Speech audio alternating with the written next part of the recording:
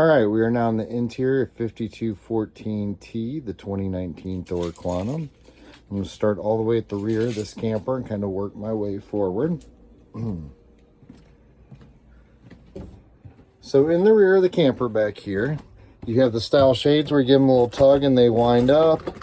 Pull them down, give them a little tug, and they'll stay down. Rear window is an emergency exit window. You can lift the red handles in case of an emergency, shove the rear window completely out.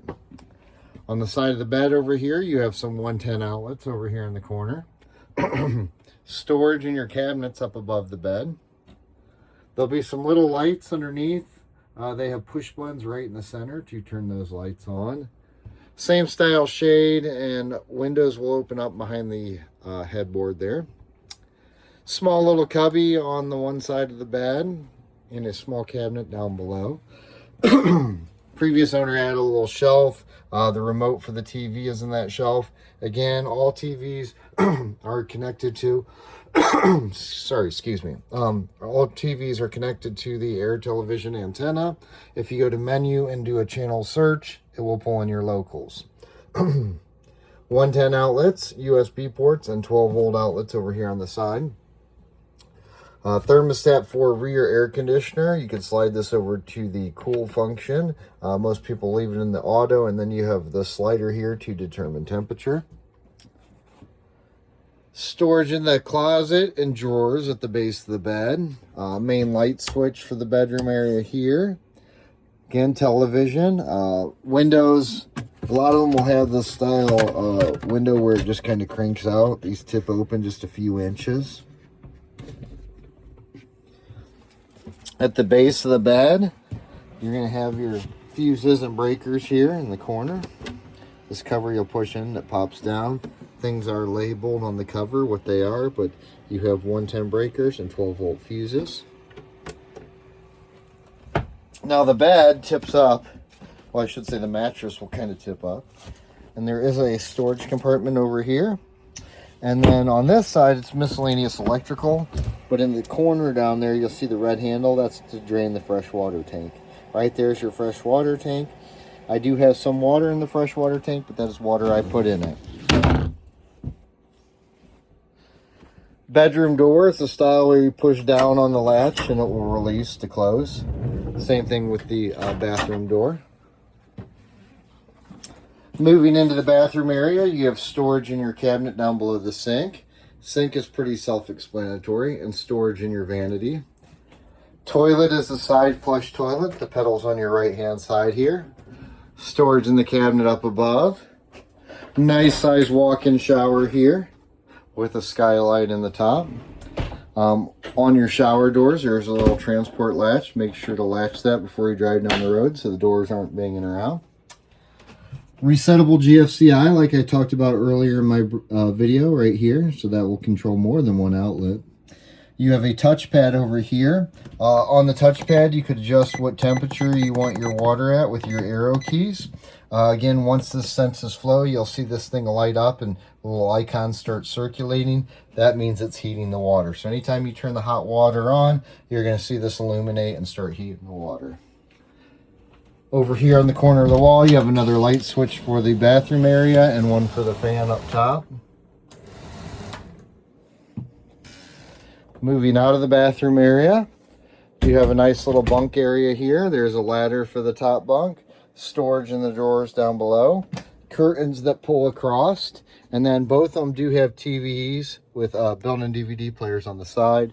These are also hooked to the air television antenna, so once you power them on, again, go to menu, do a channel search. I do have them all tuned in for Finley's channels, but it'll pull in locals wherever you live. You can switch, like right now, that's an air television antenna. If you hit source on your remote, you could switch between DVD player and whatnot over in the corner. So that's how you switch around if you want DVD players. There are nice little like hanging things on the side here that you can put the remotes in or whatnot on the sidewall. Moving down the way, you have your refrigerator. Nice size refrigerator. This isn't like the old RV ones. They give you a little more space and they're more efficient. It does have an ice maker inside of it. transport latch. So you got like a little latch here that you'll slide over for transport to keep the doors from opening up. Beside that, closet area. It does have a couple slide out drawers on some of these. Across from me, storage in the cabinets around the sink area. Sink, again, pretty self-explanatory. Removable covers here. It does have a pull-out sprayer on it with different settings on the actual handle. Over here in the corner, if you push down on this outside ring, you could lift this up. And this is like power ports, USB and 110 outlets. And you just push that down to, give you more countertop or whatever. 2 gas burners on the right side. You'll actually rotate the knob to the right and depress it, and that burner will ignite. Same thing with the top one. And then you do have an induction cooktop over here. Induction cooktops take specific pans, so make sure you buy the correct pan for your cooktop here. Light switch for in the main hall area. Microwave is a convection microwave. There is an exhaust fan on it with different speeds, and there is a light down below also. Storage in the cabinets beside that. There's a small window over there on the counter. Moving down the side over here, you have storage drawers underneath your booth on both sides. Tabletop has a little lever you'll twist, and this tabletop will push down. You could then take the cushions, lay it on top to make this into a bed. Window back there is an emergency exit window. You could push the handle down, rotate the lever, and shove the window out in case of emergency. And then the other one is just a crank open style window. All the books and manuals that came with the camper when we got it. And then a starter kit we always give you. It gives you the basics. So brand new garden hose, waste hose, gloves, toilet paper, and flush and treatment packs. Again, lights under here have push buttons in the center of the light itself. And then storage in your cabinets all the way across the top. Moving up front here, you have your upper bunk area. This front cushion, you can move out of the way if you want more walkway into your front seats. There's a little net. If you want to use it for storage, you could put things in there and not have to worry about it falling out. Ladder, television. Television is on a swivel arm. You can release the knobs over here on the top and bottom. That TV will swivel out towards you. You have a fantastic fan on the ceiling. This you just manually crank up, and then there's fan speeds on the actual side over here. Vents on the ceiling will be for air conditioner. Vents down low will be for furnace. Again, our push button light, little privacy curtain. There's a small storage cubby over here in the corner that lifts up. Remotes for outdoor TV, DVD player, and whatnot over here on the side, and some more USB ports. Previous owner must have put some recliners in. I don't think these were original to it, but nice recliners. They do have pull cords right here to recline. There is storage in the armrest on it also. Up top here, you have storage and a DVD player. And then just storage over here on this side. This is your rooftop air television antenna. It doesn't raise or lower. It's just directional, so you can rotate it if you want to fine tune it. But once you're outside, they normally get pretty good reception. Roof air conditioning unit up here.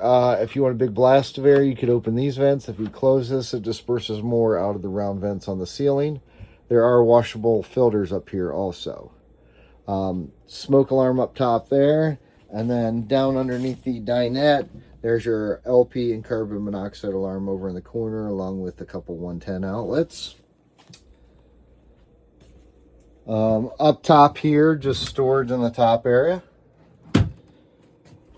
Over here along, just to the right of the door here is kind of a touch panel for things. So you have a generator start-stop switch with an hour meter, 119 hours on the generator. If you haven't ran it for a while, you can actually hold this down to stop. You'll see the red light illuminate up top. 3-5 seconds, that pumps fuel up to the carburetor, so then it starts quicker. So then I can hit start, it'll crank over and start.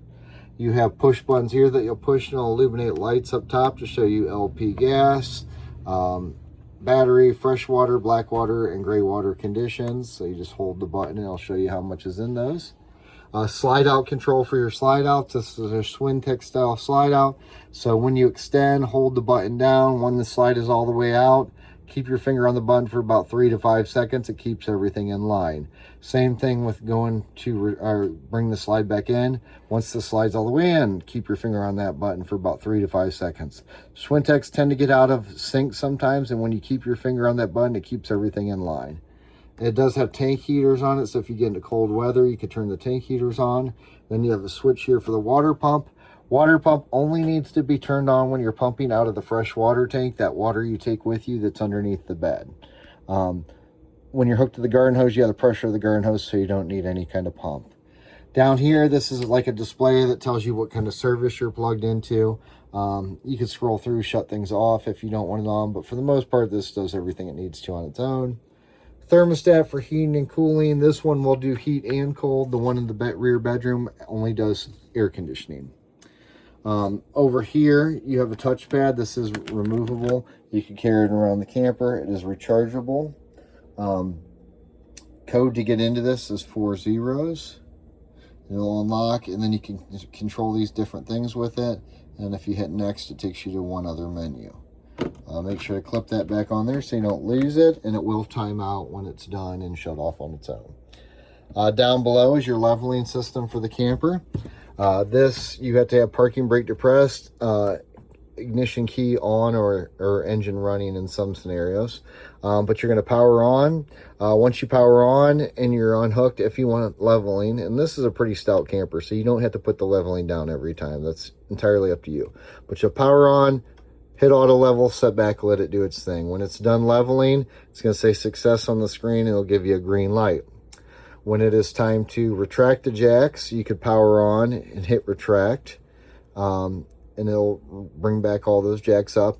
There are some arrow keys here that you can kind of scroll through a display here. It's all pretty self-explanatory if you just read what it says here. I think there's 4 different screens here.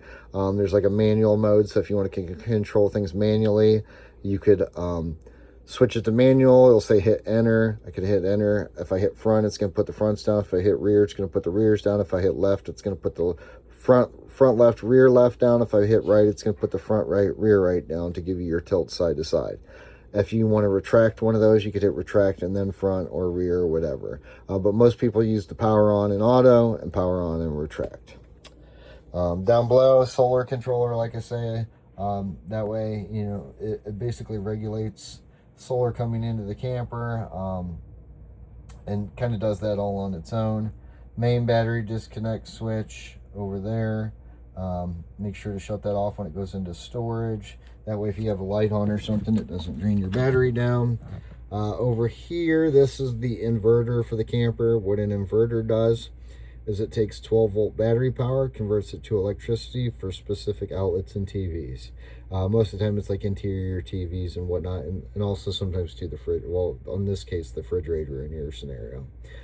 So anytime you're running down the road and you don't have the generator on, or you're not plugged in, make sure to turn that on to keep your refrigerator cold. To the left of the entry door is a fire extinguisher over here on the left. Other than that, that's pretty much it on the inside of this camper. You know, pretty simple layout. Oh, one other thing too. Up top here, you got this large window. There's a switch right under here. This powers a shade on the actual window itself. So if you want that window blocked off, you know, say you're sleeping or you just want privacy up there, you could use that switch right there to shut that window down.